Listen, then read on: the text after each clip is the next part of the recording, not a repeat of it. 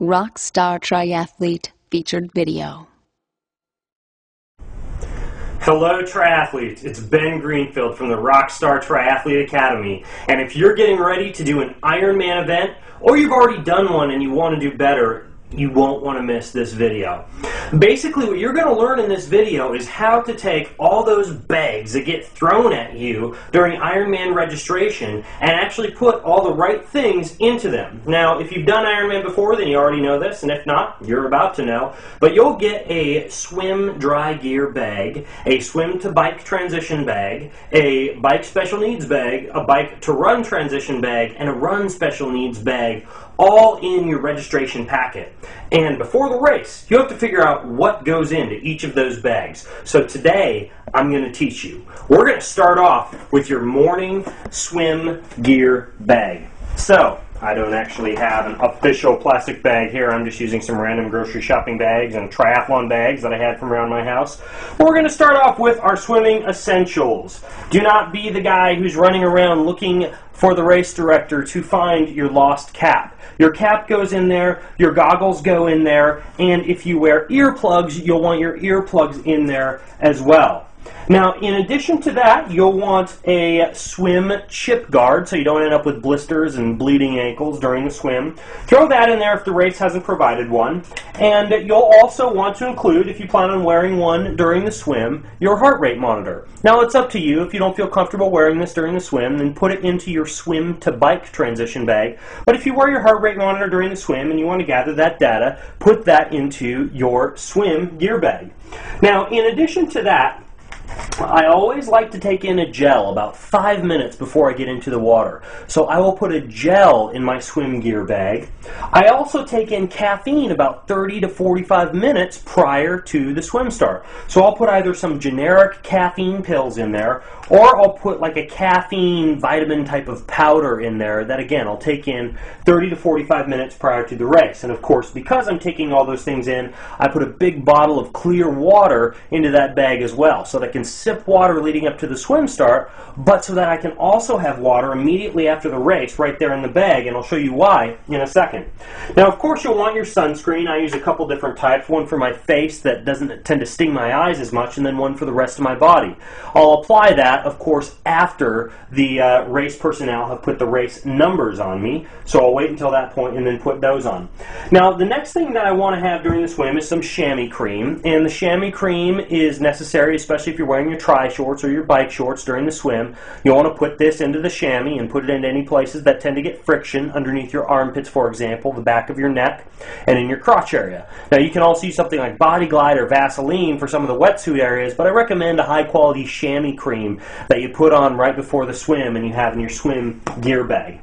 Now, the next thing that you want in there is your wetsuit or your skin suit or whatever happens to be legal for the race that you're participating in. You don't want to be the person running around looking for that thing that you spent a bunch of money on that's supposed to make you faster that you forgot to put in your swim gear bag. So make sure that that goes in there as well, along with a towel. I like a towel just to stand on and spread my things out on as I'm getting ready for the race.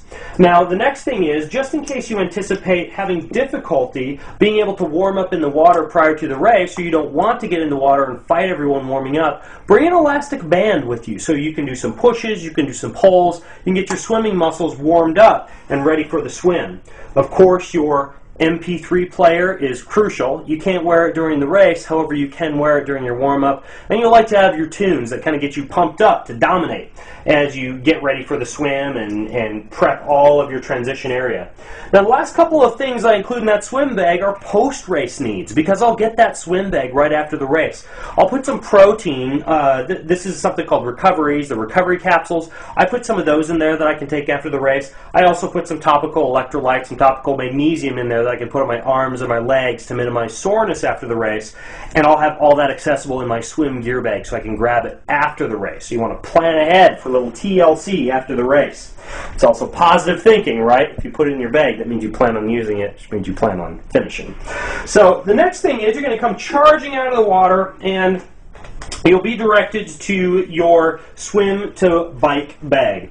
And in your swim to bike bag, there's a few things. First of all, your helmet could be on your bike, or you could put it in your swim to bike transition. Now, if you put it on your bike, you just lay it across your aero bars or your handlebars and open up your sunglasses and put those inside as well. Alternatively, you could put them into your swim to bike bag.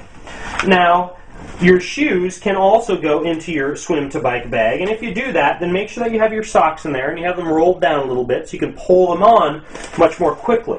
So we'll put our shoes in there, and the next thing that you'll want are some electrolytes. Now, what I like to do is I'll put some electrolytes in a film canister or a canister like this, like a Noon canister, and I will have those accessible to me so I can take in some electrolytes as soon as I finish that swim. If I'm out there on the swim for an hour and I plan on taking 4 electrolytes an hour during the race, then I want to replenish my electrolytes as soon as I get out of the water, and I have them in my swim to bike bag so that I can pop this open, grab 4 electrolytes, put it in the back of my jersey or hold it in my hand as I go to my bike, and then put it in a safe and secure place such as my jersey pocket during the bike. So I have those electrolytes. For example, you could go with something like Hammer Nutrition, makes Endurolites. There's another company called Millennium Sports that makes Athlites. Whole bunch of different choices for your electrolytes, but if you're using electrolytes, and I do recommend that you use them, have them there in your swim to bike transition bag. Now the next thing, of course, is your race number. I crumple up my race number before I put it on that race belt, and then you'll wear that on your back during the bike, but you'll want that in your swim to bike bag. That's another thing that you could, like your sunglasses, put inside your helmet if you wanted to. I get nervous about it blowing away or getting lost overnight if the bike's checked in overnight, so I put it in that swim to bike bag. I like to have a bar in there. I chew on a bar as I first take off on the bike to kind of collect my thoughts, keep me from going too fast, and also to replenish some of the calories that I lost during the swim. So I put a bar, like a power bar or an energy bar, into that swim to bike transition bag as well.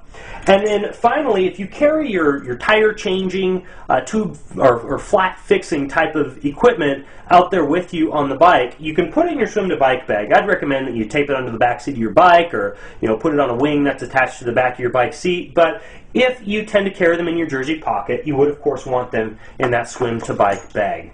Finally, a little bit of clear water. I always have extra water in most of the bags just in case I don't have access to water right there in the changing area or in the area where I'm claiming that bag. So, we'll put that on there and we're going to go halfway through the bike to the special needs area.